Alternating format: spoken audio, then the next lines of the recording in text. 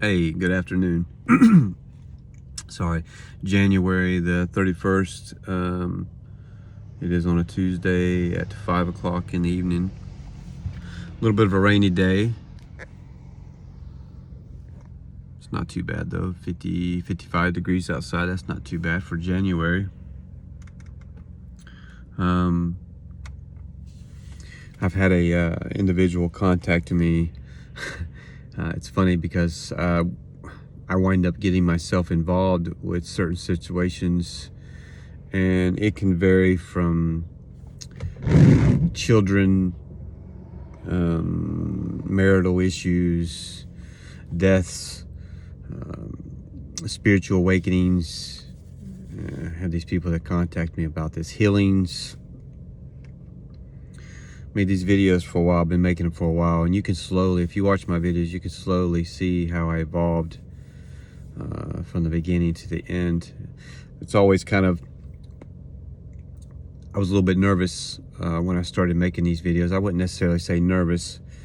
I was unsure, you know, it's weird anyway, not weird, but when you're recording yourself, it's kind of like almost like talking to yourself. I guess you have to get past that. I don't necessarily think it's fear, maybe uncomfortability, maybe, if that's a word. But my fiance has some friends that have been needing some assistance, needing some help, and she'll direct them my way. And I have connected to several animals as well as humans, but I've learned that I can connect myself to animals as well. People's pets, maybe who have passed, who have been sick, I can connect to them. And the outcome turns out to be very well. It works. If somebody's contacting me for help, there's faith there that you believe that something can happen. And that's how healings work. If you're contacting me for help, then I know you've got the faith. And to me, that's a beautiful thing. That's very beautiful and it's very powerful. And it works. I don't know how it works, but it works. So this person's dog passed away in another situation. And they were having a really hard time with the loss. And they were talking to Shari, my fiance, who is a Reiki, if I say that right, a Reiki practitioner. And she does Reiki on the side, where she'll help people connect. She'll connect to others with no charge whatsoever. Some type of energy exchange involved, though, even if it's $1. Excuse me. Even if it's $1, there's an energy exchange there. If it's a gift card for a Starbucks or something, but she don't charge for that. But they were having some issues, and she asked me if I might be able to help, and she also contacted them and told them about my situation, about who I am. She was telling me, and I was giving some advice. And but prior to that, I had somebody contact me about a baby that had just been born premature, and I connected to the baby, and it wasn't good. There was a lot of issues with the baby. I think maybe some heart issues, kidney issues, poor circulation. The baby was on some type of ventilator. I'm not 100% certain with the medical terms, but connected to the child, the baby, and so far everything's been really well with the baby. So far it's still living, and there seems to be some progress, that it seems to be getting better. This has been a little while, maybe a month, maybe a few weeks ago, maybe a month ago. Sorry, I'm tired, I'm exhausted, as always. But so far it's turned out really well. So now I've had another person that's contacted me about their pet who's passed, and they're having a really hard time with it, and wanting to know if I might be able to connect to it. And the lady, it was a man's dog, but it's a family, and the woman of the house had a dream about the pet. Thought maybe that the animal was coming back to communicate. And you know, dreams are really, there's not a whole lot of supernatural when it comes to dreams. usually our dreams go by our mental state, and we play those out in a dream. So however we are mentally in life, we'll have a dream that'll play out like that. But I informed her that usually when we have loved ones pop into our dreams, normally it's the guilt. There's some guilt involved on our parts where, you know, maybe we didn't get to say a proper goodbye, or they passed suddenly, or you know, certain things weren't said, or whatever that evolved around revolve around the death. And usually when that's the circumstances, we'll have a loved one pop up in our dreams. So they contacted me and asked me if I might be able to connect to the dog, and I did. And I was able to see some things, and I was pretty accurate by what I saw and what I felt. I also saw the animal. When I connected, I saw the animal surrounded by clouds, so to speak, I guess. Maybe it was, the word limbo popped in, and it made me think that maybe the animal is in limbo, in between death or sleep and awake. Maybe, I guess it's spirit, not, of course it's the flesh is done, it's dead, but maybe its soul is in between lives, still connected to the loved ones, and also maybe slightly connected to the sleep state. And I saw it with another dog, and I described the dog that I saw, and I described the dog that I saw with the animal of another dog that the gentleman owned 10 years prior to that, who had passed. So evidently the dogs are hanging out. So I don't really like connecting to the dead. We're not really supposed to connect to the dead when they die. When we die, we're supposed to be at rest, ultimate rest, from the life that we've led. This dog was old, it was sick, it had cancer, and it was in really bad shape. It's just like if we're older, an older person, and we die, it's ultimate rest. So you've lived your life, you've had a rough life getting up and go to work, go to the grocery store, go to the restroom, get changed, all those things that you have to do in life. And it's tiring after a while, and you live long. That's a long time to be doing the same things. It's very wearing on us emotionally and physically. When we die, we're at rest from that. It's just like when we go to sleep at night, we're resting from the day that we had. And we go to sleep and we wake up and we're refreshed from the night's sleep, from the next day. We start fresh. We're supposed to start fresh every day. We leave the past behind us and start fresh with a new day. And that's the same situation when we die. We're at rest, and we might even dream. Our souls might dream.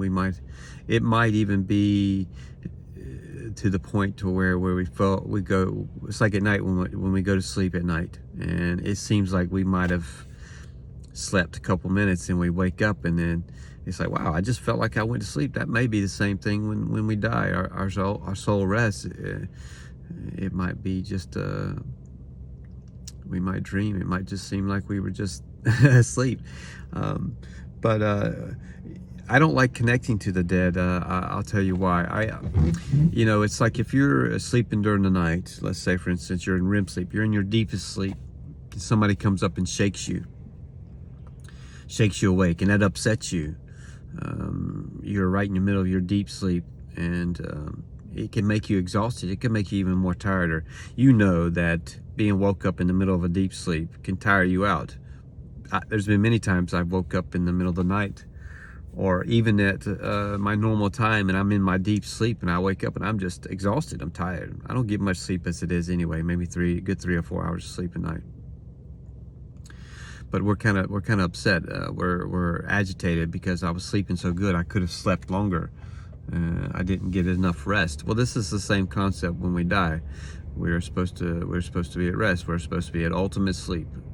And when a person says, "Hey, can you communicate with my dead?" and this is selfish on us, because they're ultimate sleeping. They're supposed to be at rest. We're not supposed to disturb them.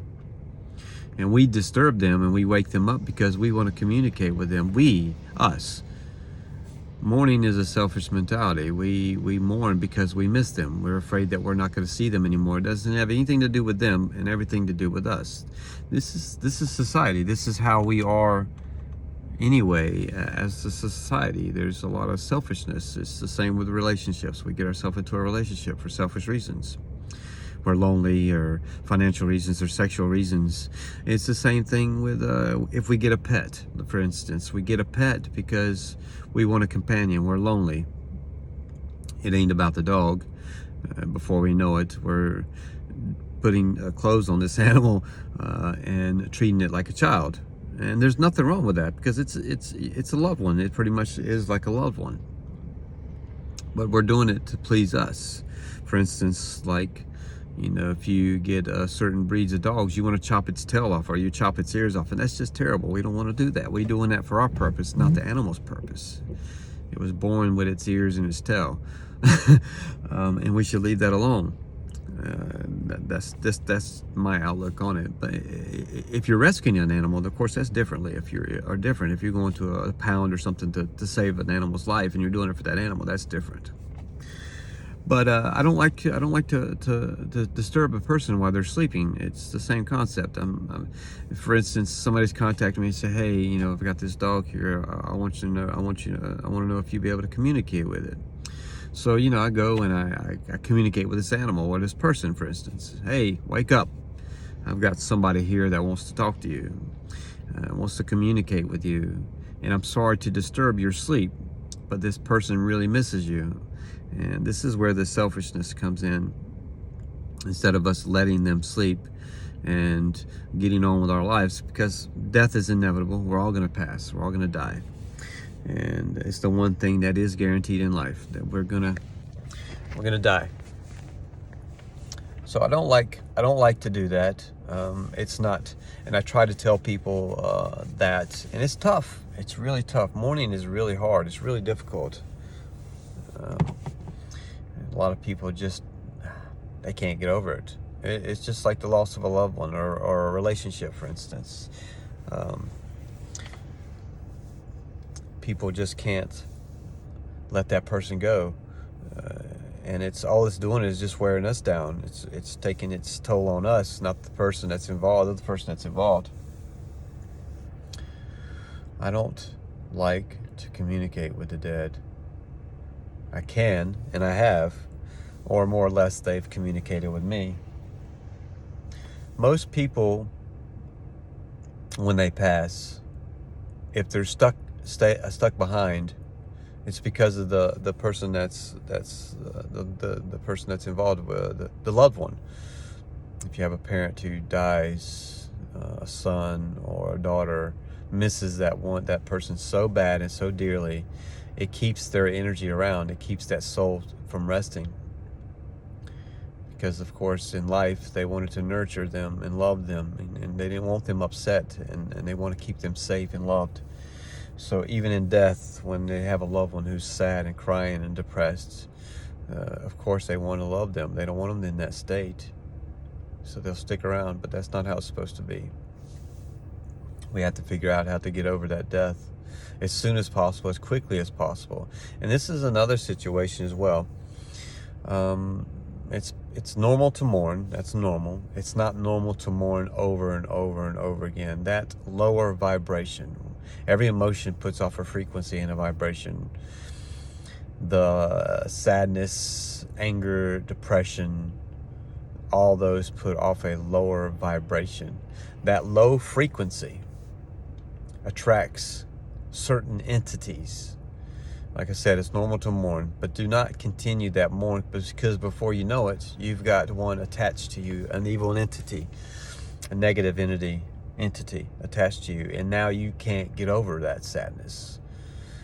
That evil entity has attached itself to you, and it's feeding off of your negativity, and it's causing you to stay that way, to the point of maybe you might even lose your faith, for instance.